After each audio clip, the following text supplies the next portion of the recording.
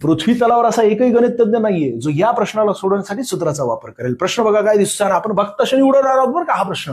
एका वस्तूला 29% नफ्याने विकली जाते. जर वस्तूची खरेदी किंमत आणि विक्री किंमत 30% वाढवली तर किती टक्के नफा होईल? जेवढा सुरुवातीला झाला होता तेवढाच नंतर होईल. एक्सप्लेन करणारे कशा प्रकारे? 29% याचं योग्य उत्तर आहे. बघा ना, सुरुवातीला 100 रुपये ही खरेदी किंमत होती, ख की, आणि वि की किती आहे तर 129 झाली, कारण 29% नफा झाला. नंतर मग पुढे काय केलेले? 30% यामध्ये वाढवले गेलेले आहेत, हे होतात 130.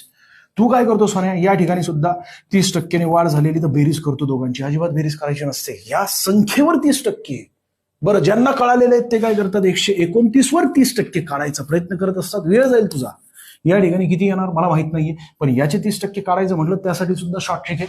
लोड घेऊ नकोस, ते आपण पुढे बघणारच आहोत आगामी काळात. अजूनही फॉलो केलं नसेल तर फॉलो करून टाका. यासाठी बघा, या दोघांमधील फरक काढता तुम्ही, फरक, आणि मग नंतर इथे फरक लिहिणार, छेदस्थानी 130 करणार, कारण 130 वर किती वाढ झालेली, म्हणजेच काय झालं की किती टक्के नफा झालेला हे काढायचं तुला. 130 करणार गुणिले 100 करणार, आणि ही गणितीय क्रिया केली की तुला शेवटी कळणार की 29% नंतर सुद्धा नफा होतोय. सुरुवातीला सुद्धा 29% झाला, नंतर सुद्धा 29% झाला. इथे 30% नाही, 50%, 70%, 80% किती वाढ होऊ द्या, तेवढाच नफा होत असतो. व्हिडिओ आवडला असेल तर लाईक करा, जास्तीत जास्त विद्यार्थ्यांना शेअर करा. अजूनही फॉलो केलं नसेल तर फॉलो करून टाका.